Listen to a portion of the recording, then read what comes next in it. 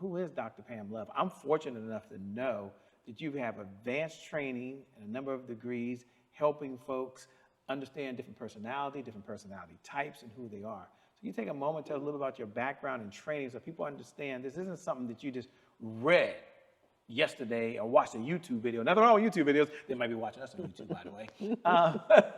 It's true. But just take a minute or two and tell us a little about who is Dr. Pam and what's some of the training you had that's put you in this position from an academic perspective. Yeah. So in addition to teaching undergraduate and graduate courses in social work, I've taught policy, research, for a number of universities in Maryland and for the University of Southern California. I've taught in their virtual program. But during my doctoral studies is where I really focused on goal attainment. My dissertation focused on the extent to which people actually utilize what they learn when they go back to work. And what was the doctorate? I'm just curious. I don't have a doctorate. I went to DC public school, so I don't know everything. But I'm pretty good these days. So what is your doctorate in? So I have a PhD in social work. In social work. But my focus, my dissertation was on transfer of training. Okay. And so what was, you have a master's, I guess? I have a master's in social work and I have an MBA. So social work, yes. MBA, business has been your jam. It has. I'm just trying to make sure that folks kind of understand that you didn't just get these other jobs because you knew someone. No. It was because of the background. Yeah, most of my focus has been in administration. And so even for the doctoral studies, the study of training and learning and development. The reason I asked that question, I didn't know about the learning and development part, but I knew you had extensive training, not only learning it from an academic perspective, but you've been applying it. Yes. The reason I asked that question is the person that's saying, I'm a hot rock star, okay? I've reached the director level in my company, but I'm good. But how does Dr. Pam work building teams so I can continue to develop other leaders? So if you can take a moment and talk a little bit about how the whole elite finishers concept can help organizations, specifically leaders, create other leaders. Yeah, the framework, there are different entry points based on each letter of the framework. But for a leader of an organization, I would say you'd first have to identify where the challenges are for someone. Now, it's interesting. I did something with an organization recently where we were talking about self-awareness. Sometimes we think we're more self-aware than we are. We think we are farther along. And what is for those folks like Shay Brown, again, I went to HBCU, by the way. Shout out to all the HBCUs. I know you did as well. That's right. But what is self-awareness these days? What does that even mean? It's like 2 words. It means a whole lot of stuff. So can you help me out and help the audience? Absolutely. Now, from an organizational perspective, you'd want to look at who you are. You want to look at, do I know my blind spots? Do I know my strengths? Things like that. Am I performing or am I being in a way that is consistent with how others see me? Right? Is there any incongruence in that? I think I'm presenting myself in a certain way, but that may not be how others are seeing me, which can affect work relationships, right? So there are different exercises that you can undergo things like the Johari window, where you learn, what are my blind spots? What are the hidden areas about me? There are things that I know that other people know. There are things that other people know that I don't know about myself. So self-awareness becomes really important, and then that leads into emotional intelligence. So as a leader, that's hugely important, that you have high emotional intelligence. Are you able to regulate your emotions? Are you able to manage your behavior when under distressing situations? So those are the types of things that the Elite Finishers Academy can help, whether you're an individual, whether you're working for an organization, at various levels to help you to improve in areas of self-development or personal development. And as they do that, that can be used for team building. Absolutely. So even if you feel like you're the rock star, Yeah. you can create other folks. Because, I'm not a leadership guru, but I think the true definition of a leader is someone that's able to create other leaders. Absolutely. And help them better who they are and That's get right. the results they want. That's right. That's a shayism. I don't know if I created that. That's right. Someone else may have done that. Yeah. As we close out, I do have a final question for you. And the question I have is, why do you do this? Why are you so into this? You could be right now writing another book. You could be spending time with the grandkids. You could be spending more time with your mom, which you're doing all those things. But why is this so near and dear to your heart? And why is this the legacy? I believe, I'm sure you're going to do some amazing things in your life, but I believe this will be one of the legacies that you'll leave behind when we all get our heavenly wings one day. They'll say, elite finishers, and underneath that would be Dr. Pam Love's name. So Yeah. why is it so important to you? What's your big why? Yeah. That's the question. What's your big why? My big why. Not finishing leads to regret. And what I hope to do is to minimize or to help to minimize life regret for people. If you achieve what it is that you're supposed to achieve, you're going to have fewer regrets in life. And so this is about legacy, because remember, finishing is a continuum. So what I start, somebody else is going to pick up this baton, and they're going to create other finishers. They're going to create additional resources and support and hold people accountable in ways that are going to help them to achieve bigger things. Who knows? Something hasn't been invented yet. Someone's going to do it because they were inspired to move forward, to make the progress. They repeated the affirmation, I am a finisher, right? I make progress, not excuses. So that's the big why for me. This is about legacy, and it's about generational impact. Wow, well, thanks so much for all that you're doing. Elite Finishers Framework. I'm curious, I hear the term Elite Finishers Framework. You use that a lot. I'm curious myself, what is it? And I'm sure the audience would love to know. What is it, and how does it help them? So the Finishers Framework is in response to people being stuck and wanting to accomplish their goals. And so we created this as a way to help people move forward and achieve their goals. So finisher is an acronym. Every part of the word finisher stands for something. Focus on goals, for instance. Identify your obstacles, things like that. So No, I want all of them. You can't just start and leave us. Okay, so if you don't mind, I know you don't want to give it away, but they're watching. So can you tell us what each of the letters stand for and why it's important? yes, so it's focus on goals, identify obstacles, nurture growth, identify strategies and tactics, sustain motivation and inspiration, harness resources, evaluate progress, and reward achievements. Ah, okay. Now, for the person that's like Jay Brown, who finds himself on track and off track, then I'm on track again, and then I'm off track again. How would this best help someone like myself? Yeah, it's going to give you some of the tools to help you to stay on track, to sustain your motivation, to move forward with your progress, give you the tools that you need to monitor and evaluate along the way. So it's a lot of resources that are going to help you, but it's customized based on your goal. Now, for the brainiacs out there, because that wasn't me, I'm the one that's struggling. I'm the only one. Everyone else, they achieve all their goals. What do you say to the person that's a manager right now? They work for an organization, or maybe they're a leader. Everybody's a leader these days, by the way. Even if they're a leader of one, they are a leader, right? How does a leader take something like the Finishers Framework, and how do they use that inside of an organization or for their team? So that's a great question. For someone who's a leader who wants to use it for their team, they can look at what are the goals? What are we trying to accomplish? So typically you have some goals and objectives that you're trying to accomplish within a 3, 6, 12-month period, whatever it is. First thing you're going to do is look at the resources within the Finishers Framework and see where are people. Is it that we need to clarify the goals? Is it that people are struggling with obstacles? So again, can be customized depending on the challenges that people are. So you're first going to have to identify where someone is. Are they stuck? So you already identified the goals, but is it that they don't have the strategies and tactics?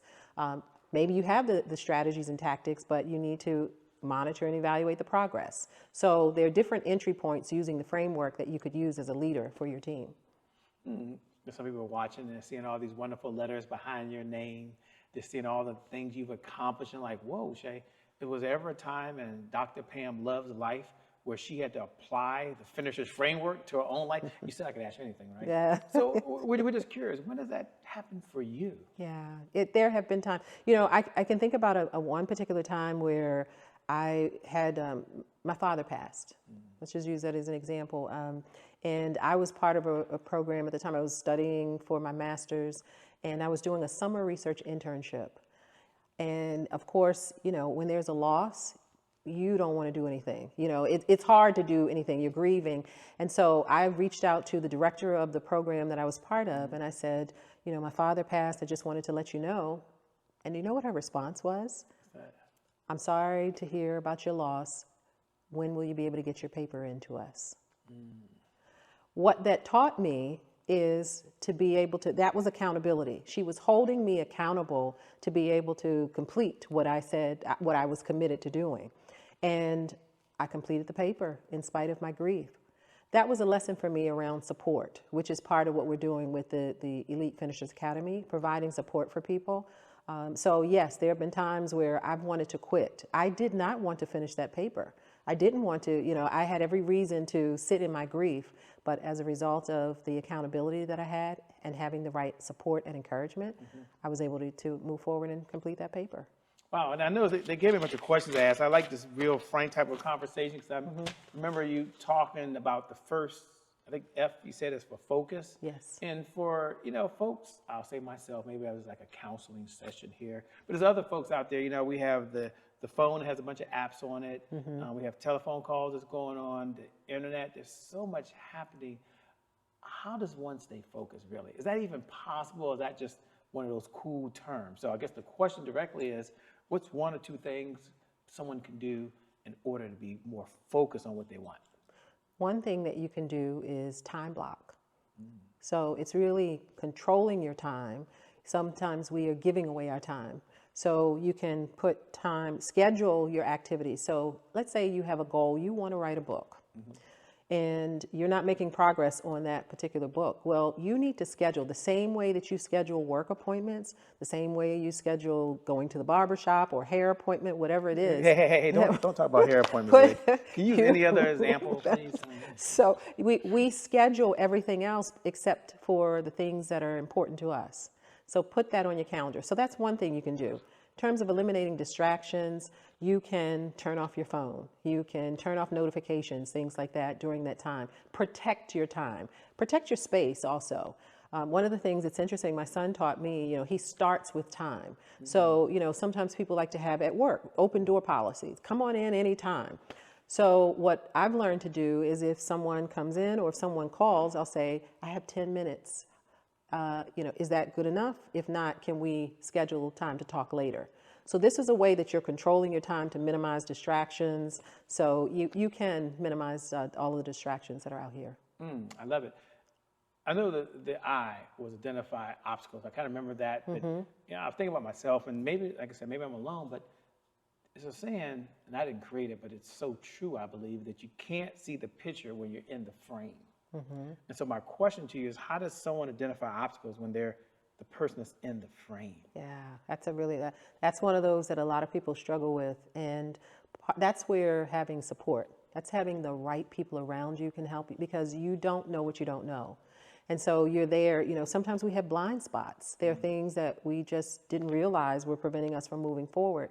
Having someone who can hold you accountable, having the right support, people who can see beyond what you can see is key. One of the challenges that I know I face is around mindset, and it could be mindset around health and wellness, could be mindset around relationships, could be mindset around if my boss is going to leave and am I going to get that position, right? So the question I really have is there such thing as finisher's mindset? And if so, what is it? And why is it so important? Yeah, there is a finisher's mindset. So we know about growth mindset, right? But when it comes to finisher's mindset, this says, I'm looking at my attitudes, my beliefs, my perspectives. And so sometimes it's about shifting your mindset so that you believe this is not just about me. The finisher's mindset says this is about legacy. This is potentially generational impact. And so it's about being fueled by your faith. It's about being deterministic in your perspective about how I'm going to move forward and embracing the support that's around you to help you to be able to accomplish your goals. Yeah, it sounds like this is a legacy piece. I mean, you and I have something in common. We're able to be caregivers these days, and it's a wonderful experience. At the same time, it's a daunting experience. It is. But my question to you, if you had an opportunity one day and your grandchildren or your great-grandchildren is watching this and like, wow, she put this Finishers Network together. What is her 1, 2, or 3 things that she would recommend that I do to finish what I start? And you could be talking to me, but imagine you're talking to a generation that you can't see right now. Yeah. What would you say with that? That's a powerful question. I would say, remember, as I said before, this finishing, it inspires others. Finishing is a continuum. And so when you are achieving your goals, when you're doing what's in your heart to do, someone else is going to be inspired to pick up the baton and go forward. So you may not achieve everything that's in your heart to do, but it's getting started so that someone else, you can inspire someone else to do what they were born to do. Remember, it's not all about you, and it's going to have impact. Just as someone may be watching this 20 years after I've done this video, I hope that they'll remember finishing really is about legacy. Finishing is about impact. And as you were talking, I was thinking, you know, I remember when I ran the Marine Corps Marathon, I finished, it was huge, and I'm thinking, I'm done. And then it took a lot of energy to get up and go after the next goal. So for the person that's finishing something and they want to celebrate, what do you say to them or suggest to them as the next step to get back out? And now they got to start something all over again. So I guess my question is, what do you recommend to someone that says, well, I finished writing the book, but it takes a lot of energy to get going again? Yeah. How do they get going after the next goal? I think part of it, you do have to reward your achievements, first of all. Celebrate and remind yourself of the why of what you're doing. Then think about the why of the next. So we finish one thing, there's always something else to finish, right? So really look at, why am I doing this, and what's the potential impact of what I'm doing? Again, it's not just about you. And so getting that energy, sometimes when we focus on ourselves and how we feel, don't focus on how you feel, focus on what you're trying to accomplish, right? So make decisions that protect your future, not your feelings. So I'm going to make a decision. I've got to get up and do what I need to do because this is about someone else. This is about my future, but also someone else. So I think that's really important to consider others. I love that. I'm going to ask you to come down the home stretch and have a couple of questions if you don't mind. I'm going to ask you about affirmations because I know for me sometimes when I don't finish something, I have a way of beating myself up. Yeah. And I know I haven't read anywhere in all the books I've read. I don't know how many hours of video we've watched these days, probably too many. Yeah. And all the books I've read and all the coaching and training, I haven't read anywhere yet when you beat yourself up, you do a better job. Just haven't read that. So my question to you is, what are 1, 2, or 3 affirmations that maybe Dr. Love tells herself or you recommend to other folks so they can stay in the game when things aren't going the way they want it to? Yeah, so we have a finisher's affirmation. I am a finisher. I make progress, not excuses. I am a victor, not a victim. I run a race to finish it, not just to say I am in it. I am a finisher, and I will finish everything I was born to finish. Oh, that's the affirmation. That's the affirmation. I love that. Now, could you say that again? Could I say it? I can, absolutely. No way. Yes. Ladies and gentlemen, we're going to ask you to say it one more time. I'm going to suggest y'all all write this down. This should become the affirmation that we all use. Please share the affirmation. I am a finisher. I love the power. I make progress, not excuses. I am a victor, not a victim. I run a race to finish it, not just to say I am in it. I am a finisher. I will finish everything that I was born to finish. Why? Because I am a finisher. With that being said, I'm a finisher and I finished this interview. Isn't that great? It's been an honor and a privilege to treat the treasure. Thanks so much. I'll let you have the final closing remarks. I mean, for everyone who's out there watching, some point this is going to go away, right? We're out of their ears. We're no longer on their tablet, on their smartphone. Maybe they're watching us on their big 80-inch screen TV right now. Yeah, I know you would look amazing. But what would you say to the person now that has to go do the work? They got to go put the time in. They got to write the goals down. They got to go do the activities. They're going to have some obstacles, but they got to keep going. Yeah. What are your closing remarks to encourage and inspire the persons out there watching? Again, thanks so much for being here. Behind the scenes, I get a sneak preview, an exclusive. Yes. No, thank you again for having me. And I would just say to others, join our community. Join the community. Join our finishers or our Elite Finishers Academy. I think you're going to find some tremendous resources. I am invested, my team and we are all invested in your success. We're invested in you crossing the finish line of your goals. This is not just about you getting another motivational, inspirational message or whatever. We really want to see you finish. So join the community and let's see what we can do to help you. Thank you so much. You're welcome. I'll see you down on the other side. Yeah. I always wanted to say that. Thank you. It's been an honor.